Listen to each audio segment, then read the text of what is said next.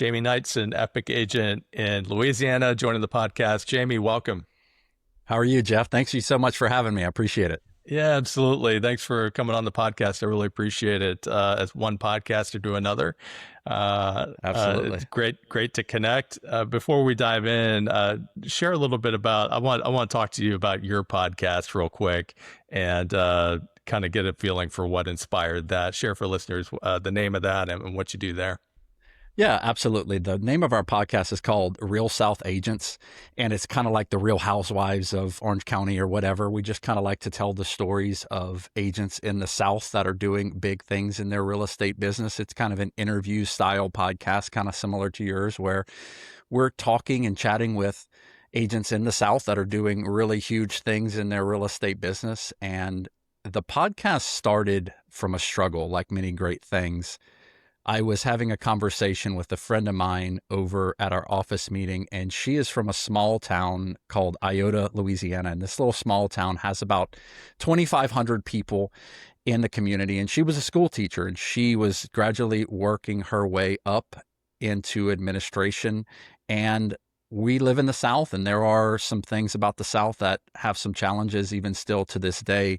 And she basically was told that a woman will never be a superintendent of schools over in her parish. We have parishes here in Louisiana, not counties. And she basically used that insult to spark an amazing real estate career and a real estate business. And she sells about 75 to 100 houses a year in a small community with only 2,500 people. And I said, when I heard her story, I said, we had some podcast equipment that we had from some previous efforts around our office. So we picked up the podcast equipment and we said, let's lay down that story, because I think some people and some agents need to hear it. And it would be inspiring for agents to hear your story of insult or put down, and the way that she was able to use that to a positive in her life to really bring massive value to her community.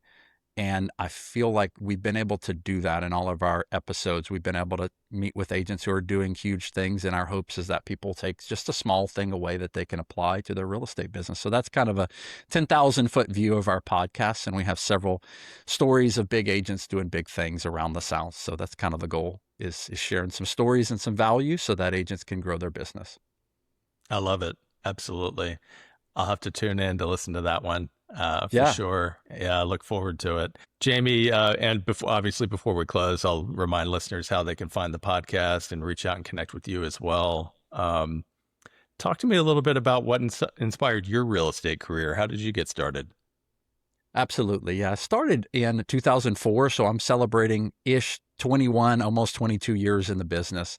I graduated from the local university, the Ragin' Cajuns, over here in Lafayette, Louisiana, and I was going to go work in the oil field. I had decided that I was going to go make a bunch of money. I was going to work offshore. And when I graduated from the local university in industrial technology, I was looking at my options that I had at the time in the market, and I was going to go start from the bottom, work my way up in some oil field company, and then maybe graduate to going work offshore or whatever that looked like. But I ended up having young kids at that time. So I had these young kids at home, and I said, do I really want to go work offshore? It's a very tough thing to do, because you spend half your life on an oil rig and half your life with your family. And there are challenges, and I massively respect those men and women who do that. As a career, it's a tough career. But what happened is I was already making really good money at the time when I graduated. I was a mobile DJ. I was doing weddings and parties and crawfish boils down here in Louisiana. And I was doing really well with all of that stuff. And I just had a friend who gave me some good advice. He said, Jamie, you should probably just get your real estate license. I hear you talking about wanting to invest in real estate. I hear you talking about wanting to buy investment properties, do flips. All that you talk about is those things. And why don't you just get your real estate license and just kind of see where that goes? You can learn the market, this, that, and the other, and maybe you can buy some property. So I'm not even sure who gave me that advice, but it was really good advice, and it changed my life, because as soon as I got into the real estate business, I really just enjoyed being able to help people. And I didn't know that that was something I'd enjoy so much. I thought I was just going to get in and maybe I'd do a couple property flips and maybe I'd own some rentals and all of that stuff. And all of those things happen. My wife and I have, bought and sold 20, 30 properties, and we own a good bit of rental properties still now to this day. And that was the real core reason why I got into the real estate business. And part of my story, I think that's interesting, is about 5 years ago, my wife and I were sitting on our front porch. We have a large farmhouse in Louisiana. We're sitting on our front porch and we're having a conversation and we're saying, we finally have our life together. We finally have our house exactly the way we want it. We finally have our family the way we want it. Now, we had older kids at the time. They were starting to kind of graduate from high school, and maybe it's the empty nester syndrome that you're having there. And my wife just said, hey, would you be open to having one more kid? And I said, sure, maybe so. And in her mind, she said, if we could just have one more sweet little baby girl, is what she said. And I remember her saying that, one more sweet little baby girl, because obviously when you tell God your plans, he sometimes has a different plan for you. So fast forward 4 years, we have twin boys who are 4 years old, and they are absolutely wild and crazy. And my journey really got amplified in the last 4 years. And those little boys pushed me to create a podcast. They pushed me to move companies after 18 years. They pushed me to be in bigger rooms, to reach out to people around the nation and to share my story. So I am thankful for the struggle that was, and it still is today. But I just think that's a big part of my story. And I'm happy to share that, because I feel like a lot of agent stories they come from a struggle at some point in their life. They might have been in a different career. They might have been in a different industry, maybe even, and then they realized that they wanted to do their own thing. They wanted to own their own business. They wanted to go their own way. And that's the similar story to a lot of agents. And that's just kind of how my story started, is just by chance, by a struggle. And then it continues to amplify at my everyday struggles raising twin animal boys. So Yeah, that makes sense. Yeah, wow. So you started in 2004. That was a good time in real estate and in the South, especially in the southeastern part of the United States. And then, of course, you were right on the knocking on the door of the Great Recession, which yeah, really, I think a lot of the very successful real estate agents that I've met over the years and had on this podcast, and who I know locally, have really, really that time really kind of forged their mettle um, for building a very strong, consistent, and resilient business for themselves. So yeah, you've seen a lot. You've seen it all, really. I think at this point, don't you think? yeah, absolutely. Yeah, no, for sure. And look, I would say too, part of that effort 5 years ago, whenever we, made the decision to have another kid, and then the decision was made for us to have twins. I think a lot of that also changed my business as well, because I run a referral based business. I have been a referral based agent. I do anywhere between 35 to 50 deals a year, depending on the year. And most of those are coming from my sphere of influence, my clients. I hate to say past clients, but my clients. I get a lot of referral business. And part of the challenge that I faced 5 years ago is saying, what can I do to be more intentional in my business? What can I do to attract the type of business that I want for my own family, to be able to give them a better life and a better chance? So part of what happened 5 years ago is not only the twins, but it also created more of a intentional process to my business. I wanted to show up more on social media. I wanted to show up more on video. So I started a big journey at that point to show up more authentically on video, social media. And then I've been doing these faceless home tours on TikTok and YouTube and Instagram and Facebook. And those things have been really crushing. But that kind of, again, was born out of that struggle that I had 5 years ago, to try to maybe attract type of business that I want to receive. And in a referral type business, you might get several different types of opportunities, right? You might get land, multifamily, investment properties, foreclosures, first time home buyers, luxury. I'm getting a hodgepodge of opportunities in my referral business. And all of those things that I just mentioned were all the type of opportunities that I'm getting. Those 35 to 50 deals a year are very scatter plot of opportunities. It's not just one thing. So my efforts on video and social media is I'm reverse engineering and saying, like, what type of properties do I want to tour? Would I like to represent a seller or a buyer at these types of properties? And I feel like video and social media and all those things that you're putting out in your business, whether it be on Facebook, Instagram, TikTok, YouTube, you can really reverse engineer the opportunities that you want in your business.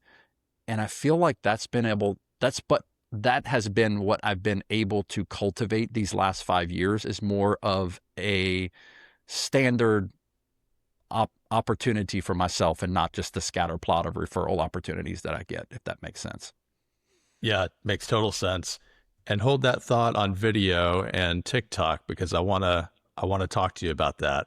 Sure. That's very intriguing to me, and the especially the TikTok side, which I have very little experience with. Actually, none. I actually have no experience with TikTok, so I'm very intrigued by this, and want to talk more about that and how you got started in video. I think that it's still something that so many agents are leaving a lot of opportunity and business on the table by not leveraging video as much as they should and in the ways that they perhaps should, and myself included. I'm not I'm not 100% consistent there either. I think I don't fully take advantage of it either. But I want to ask you about you mentioned that you're primarily a referral agent. Most of your business comes from referrals from clients from your sphere and elsewhere. And I want to know, like, I'm curious to know how do you specifically nurture those relationships? How are you able to consistently generate referrals from your clients and from your sphere? What does that look like usually? Sure, absolutely. And that's a great question. And I think that all of the amazing things that I do with video and all the amazing things that other people do with video that you might see some social media influencer in your market, whatever state you're in the country, you have to look at like what the real drivers are for the real estate business. And it would be dangerous for me to tell a realtor all you need to do is social media or all you need to do is video, because I don't think that's the true picture of what my business actually looks like. For me, referral opportunities come from the phones. The phones is probably one of the most important ways that you can do it. And I know you had mentioned cold calls. I don't call it cold calls. I call it basically like a warm call, right? Like I might see something that somebody has put out on social media. Maybe they said their dog died. I just had a conversation with a past client yesterday and noticed his dog died on social media. He put it out there, gave him a call. It was like, hey man, sorry to hear about your dog. Know he's going to be missed. I know he's a huge fixture around the farmhouse, man. It's going to be a bummer to not have him there, and then hear about what went on with that and ask him how the house is going and what you're doing. And it always leads to another ask, hey, I'm interested in doing this, or I've got a friend or family member that's interested in doing this. And it's another opportunity. But just calling and contacting your past clients by phone is probably one of the most powerful things that you can do in your real estate business. And it is probably the one advice that I would have for realtors who are really serious about growing a referral-based real estate business that they can be proud of, is to take an edit of your past years of production and all of your sales and everything that you have, and go back and look and see who those people were that referred you that business. And then find a reason to call them. Maybe it's social media. Go on their social media and see maybe something that happened. Little Johnny just graduated high school, man. Hey, give him a call and say, hey, just saw little Johnny graduated from high school. Where's he going to college? Is he staying here? Is he leaving the state? What's he doing? Just curious to see. Or even if it happened 2 or 3 months ago, you could even joke and say like, hey, Facebook never shows me what I want, or Instagram never shows me what I want. I always get a bunch of random people. I know you can probably vibe with that. And I think that that's a good way to reverse engineer social media and find the things that are going on in your clients' lives that they are putting out onto social media that they are proud to share, and call them and ask them about it. So I think Hmm. calls is number one. I think that's probably one of the most powerful things you can do. And that's the thing that I don't want agents to miss, is making those warm calls to your past clients. And look, if you don't have past clients, you can call around an open house. You schedule an open house over in a small cul-de-sac, call everybody in that small cul-de-sac, and you can call them and just be like, hey, I just wanted to let you know I'm doing an open house on Saturday from 12 to 2. I'd like to invite you out to this open house. I know you guys probably want to pick your neighbors, and you guys should come by and take a look. I'd love to meet you guys. And look, I'd love to have you guys help me sell the house. So if you know of any friends, family that like to get in the neighborhood, I'd love your help, because the best promotions that we can make come from the people who already like living there. So that's a strong way that you can make phone calls, that you can have some conversations, that you can build some deep connections with people even that you don't know. And look, I can tell you, I do that. I've closed 2 houses this year from phone calls that I've made around an open house that nobody showed up to, Jeff. So nobody showed up to the open house, but I still sold the neighbor's house to the right and the neighbor's house to the left, because they eventually called me and they said, hey, Jamie, we want somebody that's willing to call the neighborhood, and we need you to help sell the house. So those opportunities are there. The second thing I would tell you too about building a referral-based business is a weekly email. I think a weekly email is one of the most powerful things that you can do, because in the world of social media, the world of the Instagrams and the Facebooks of the world, we never know who is going to be seeing our content. We never know what Facebook is going to do with it. We might put out a piece of content. We don't know what Facebook's going to do with it. But a weekly email will be something that you know that you can control. And Jeff, I'm getting probably a 40 to 50% open rate on that with thousands of people. They love opening up my weekly email Wednesday morning at 5 a.m. I love sharing what's going on in our community. It's not my listings, it's not my sales. It's basically just what's happening in Lafayette, Louisiana, and around our market. What things might affect our market, right? Lafayette bans short-term rentals. What does that mean for you? And what does that ordinance mean for you in your neighborhood? So I like just having some interesting things that are going on in our community. I share it on my weekly email, and that's a good way for me to stay in touch. And then it's a good way for me to have a long-term nurture that I can just drop somebody in that I meet at an open house. Meet somebody at an open house. Hey guys, I'd love to keep up with you. What's a good email for you? Get the email, drop them in the weekly email. Then they can be long-term nurtured and served through that weekly email. So that's a little strategy. And there's other ways that I do it. Social media is one that I try to, my goal for my social media is not to be famous. I don't want to be some influencer. I just want to be well known for my clients. I've heard it's better to be known well than well known. Hmm. And I feel like that's what my goals are for my social media. And I just want to encourage agents, like, don't be some influencer. Be the biggest agent for your community and not the biggest agent in your community. I think that's a big important factor to look at when you're looking at your social. So I know that was a bunch of things but I just want to make sure agents get some tangible value from what I'm doing. And look, I don't have it all figured out. I'm not the most perfect agent in the world. I just continue to show up every day. I'm like a little tortoise. I just show up at the race every day, and I just put a little bit more work in, and I look for those opportunities that I can build the compound interest on. And I Hmm. just show up and add a little bit of value every day, whether that's on social, whether that's making some phone calls, whether that's a weekly email that I'll never drop on, just showing up consistently. So that would be my advice when it comes to referral based business. You're right. A lot to unpack there. A lot of really, really great insights and knowledge there. So many things you just mentioned stand out to me. First of all, you used the word compound like interest, right? And that 1,000% that success in real estate or in any really high trust high ticket, um, at industry such as ours it's a long game, and it takes time to you have to show up every day and be super consistent and bring value every day, and those small optimizations build on each other, week over week, month over month, and take a lot of time.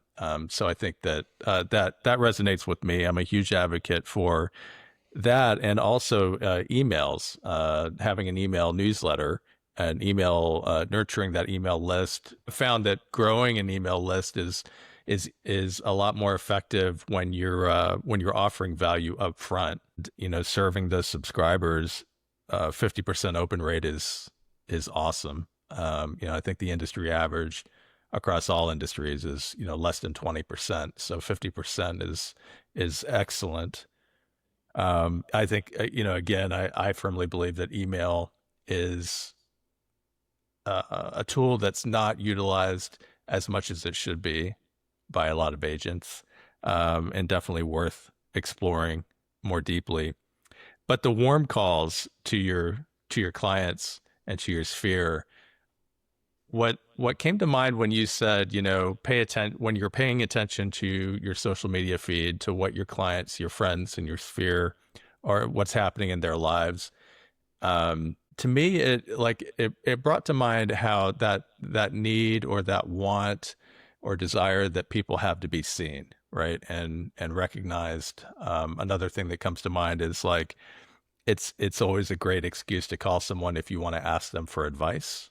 They will absolutely, I I can't think of anyone who's not flattered. I know I certainly am when somebody calls me and asks me for, my thought about something or advice for something. So, but I think that is so important as well, to just personally reach out and check in with your sphere and with your clients. So I can see why that's been so effective and so valuable for you as well. And look, I would say this too is another reason why you should call your clients is because life is not always friendly for everyone.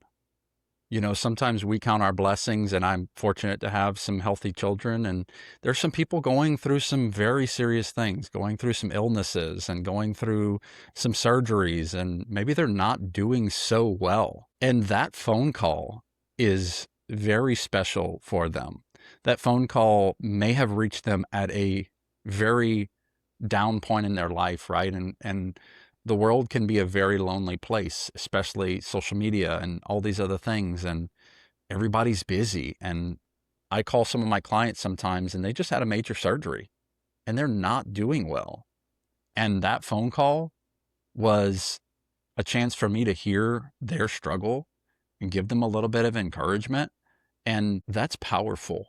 When they're going to go to buy or sell, or they have a family member that's going to buy or sell, and I reached out to them at a very tough point in their life and I asked how they were doing, or I saw something on social media and I immediately picked up the phone instead of dropping up prayer hands in their comment section, like that matters. Showing up matters to people. And I'm from the South, and look, I know we probably do business a little bit differently. It's a little bit more relational, I would say, than some other states, maybe more transactional. But I would just say for me, getting that phone call to somebody that I know is hurting and I know that needs to be seen, like you said, Jeff, I think that's important. That is powerful. You want to grow a real estate business that has some real teeth to it, that has some long-term life to it. Make sure people know that you care about them. Call them, ask them how they're doing, ask them how the family's doing. And you're going to find more times than not that people are really going through some tough stuff right now. And it really gives us a chance to pray for them, to encourage them, to maybe do something nice for them, send them some food or whatever it is, like show up to people in their life. And I feel like when you look at the calls, like we kind of owe that to people, right? We're part of their transaction. We're part of a sale that they went through. That's a big major life event. And like some realtors aren't even calling them after the sale, right? You just went through this big emotional experience with them and then you never call them again. Like, I don't understand how agents do that. And maybe it's, a shyness or a fear that you may be bothering them, or maybe it's a fear that it's been too long since you've reached out to them. And I just say, start the process and say, hey, I'm trying something new. I know it's been a minute since we talked, but I saw on Facebook that little Johnny's graduating. Where is he going to college? Or I saw, your grandmother passed away. I'm really sorry to hear that. I know it looked like you were very close to her. How's the family? How's your mom doing? How's your dad doing? How are they doing? And then just start there. And then try to keep track of when you talked to them last. Maybe take some notes down, in your CRM when you have a conversation with them and you say, like, last time I talked to Sarah, her grandmother had passed away. Her mama wasn't doing well. She's having a major surgery, this, that, and other. Take the notes. And then when you call them again in 6 months, whatever, it'd be like, hey, Sarah, I know the last time we talked, your grandmother had just passed away and your mama wasn't doing too well. How's your mama doing? Oh, she's doing great. Thank you for remembering. I can't believe you remember that. Jamie didn't remember that. I put it in the CRM as a note and I made sure that I asked them about it.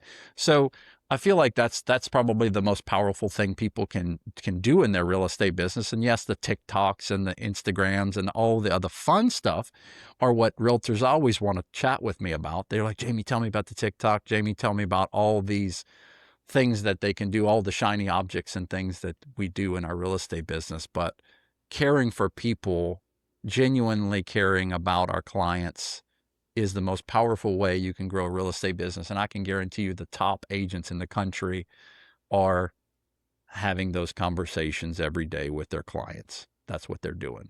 Yes, they do have social media, but it's a part of the process. So Absolutely. Yeah.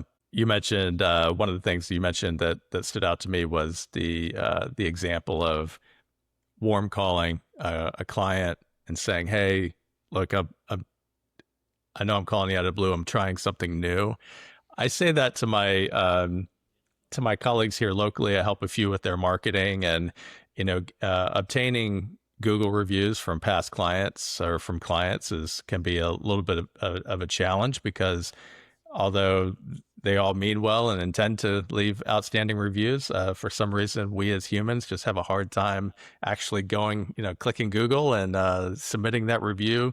Uh, I'm guilty of it as well. Put it off all the time. But when it comes to reaching out to clients that they haven't spoken with in a while, I just say, hey, look, just be honest. Like, address the elephant in the room. Just say, hey, look, my marketing manager or my broker in charge is really getting on me about making sure that my clients leave reviews for me on Google, and so I wonder if I could ask a huge favor, and that sort of thing. But just be honest, and I think people get that. I think your clients appreciate that too. If you just reach out with them and just say, hey, look, um, doing something new here. I wondered if you could help me out. And yeah. yeah, and look, I think it's just similar to when you have kids, right? Your son or daughter comes up to you and they give you a big old hug, right? And they're hugging on you and they're loving on you, and you're like, what is this about? And then they like say, well, Dad, can we go to Disney World? Uh-huh. And it's like, or Dad, can we go out for ice cream? And it's like, was the hug, right? Was the hug even the hug? Was the intention there even the intention there? So I always caution agents, like, you don't even have to ask them, hey, by the way, send me some real estate business when you need to do it, like with the calls. Like, these calls are just like a friendly call.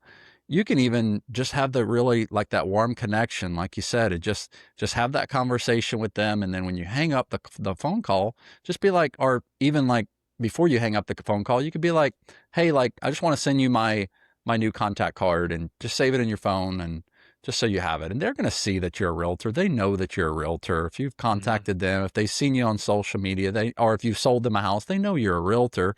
You don't have to say, by the way, give me some real estate business. So I think that's one thing that agents make a mistake with calls, is they want to try to end it with an ask for business, kind of similar to the kid coming up, giving you a hug and then asking for a good ice cream. So it's very similar to that. So it also, when you are doing it that way, it feels more authentic and it feels more real, and you're truly there to just check on them and see how their life is going. And I think when you go with that frame of mind, it's hugely helpful. So For sure. Yeah, absolutely. Jamie, I can't let you go before we talk a little bit about TikTok and video marketing. So, this is I've been waiting for this because this definitely interests me a lot. I have leveraged video a lot. I'm a big advocate for the longer form and short form stuff on both YouTube, Instagram, and even Facebook. But I haven't taken a dive into TikTok. And you mentioned something before we hit record that really piqued my interest. And that was that TikTok is now, you can now post longer form videos on TikTok, which is really interesting. But share a little bit about what you've learned and where do you see um, the big value in video, specifically TikTok, and some ways that you've been able to leverage that platform to serve your business. absolutely. Yeah. So about 2 years ago, I've been on this video journey. I joined this group called Real Estate Video Blueprint. REVB is what it is. And if you guys are interested in video, I highly recommend that group.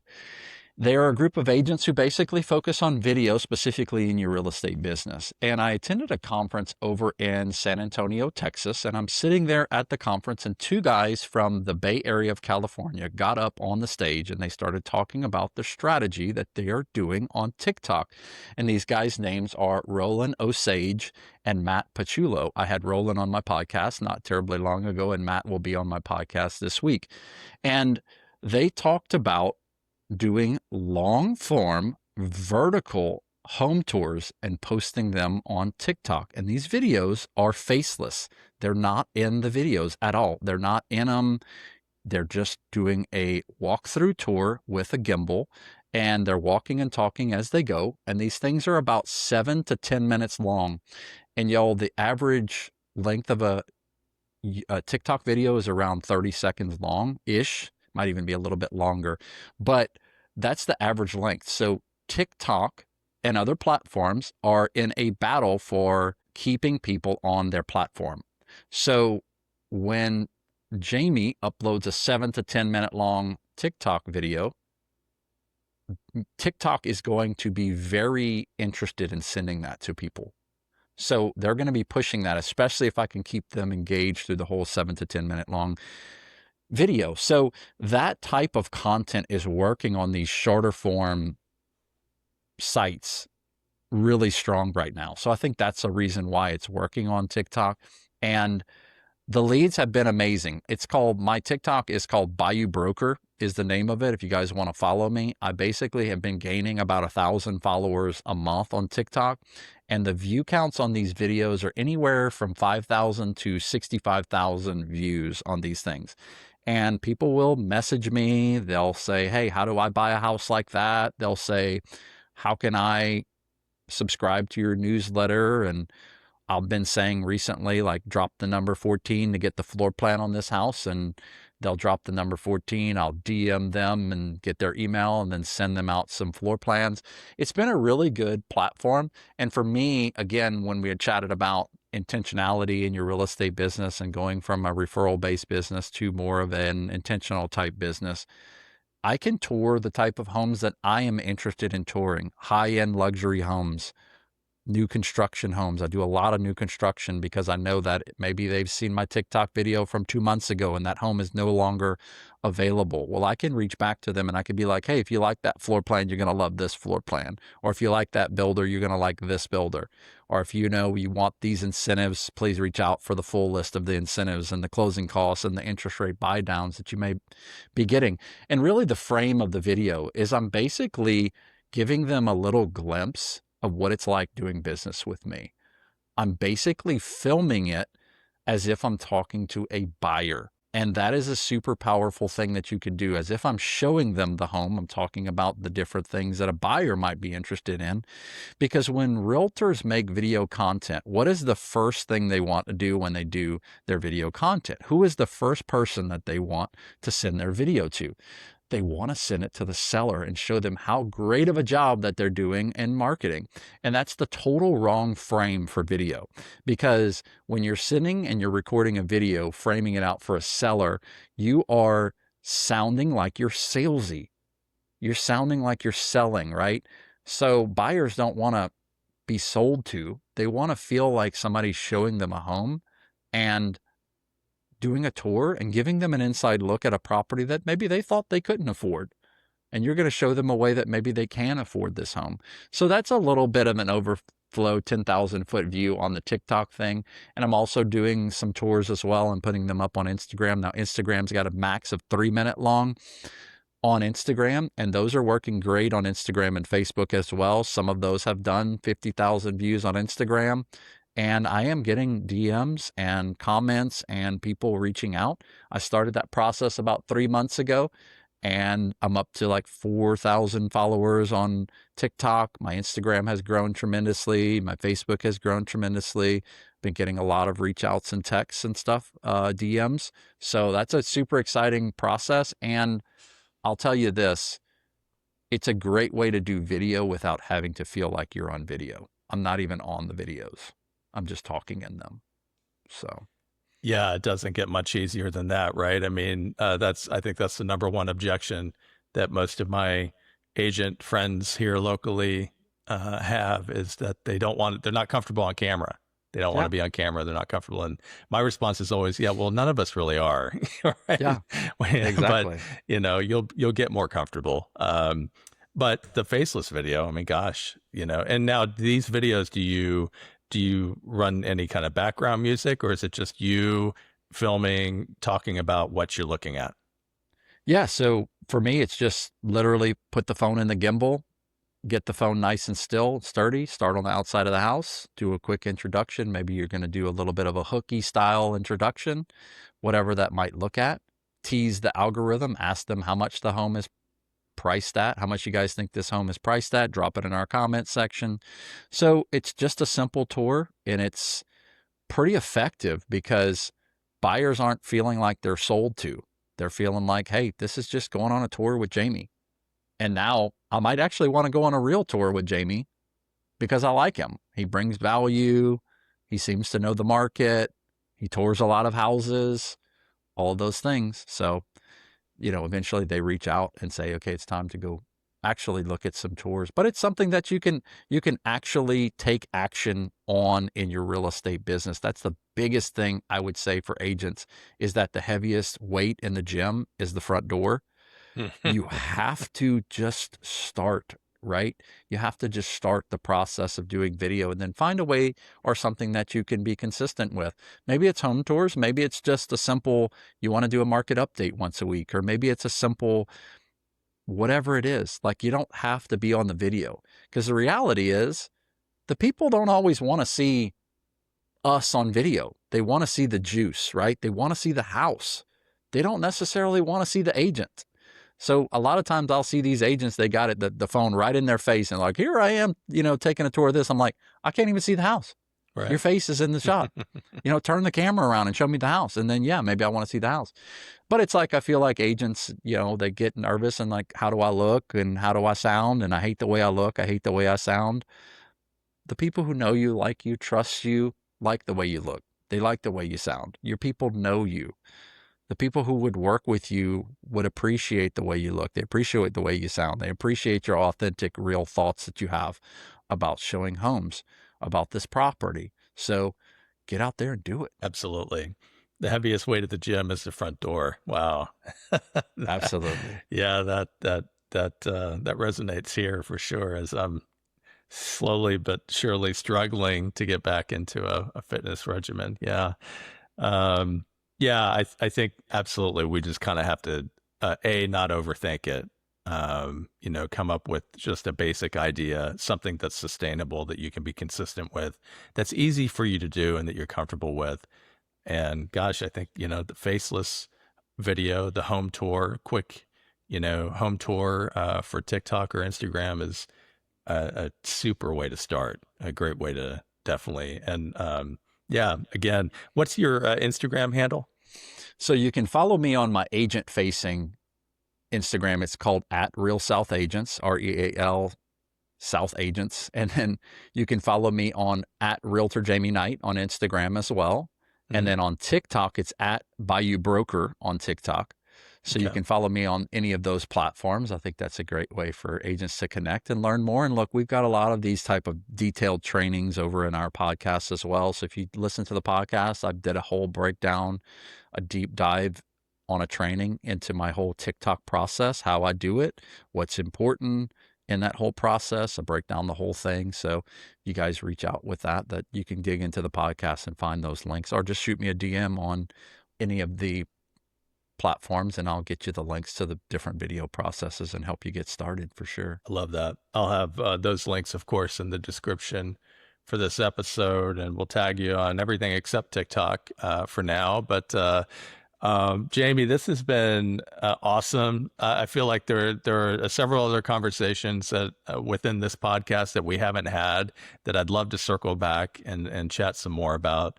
Absolutely. I really appreciate you. I'll have obviously your podcast as well in the description.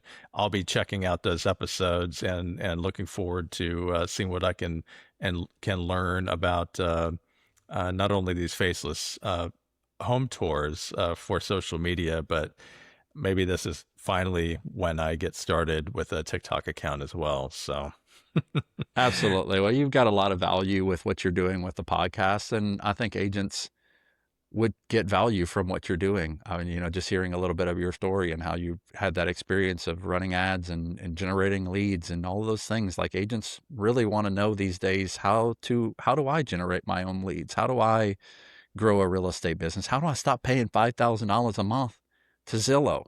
mhm. How do I stop buying all these leads where I see they take 30% out of my commission? Like, that's, agents want to know that. So sharing those things on TikTok and Instagram and Facebook and all those other things, like, you've got a lot of value with what you're doing, and just loving on agents and sharing the value to agents is huge, Jeff. So don't discount your value that you can share to agents. I feel like you've got a lot that you can share, and a lot of value and a lot of episodes and a lot of experiences with top agents. So don't feel like you can't share, or don't feel like you're unqualified to share, because you are qualified and you should share. I appreciate that. How'd you know I needed to hear that? I really appreciate that, Jamie. And thanks again for your time. Again, all the links in the description, and come back and join the podcast again soon. Really appreciate it. Happy to add some value anytime. We'd be glad to dive deep into maybe one of these topics we talked about. So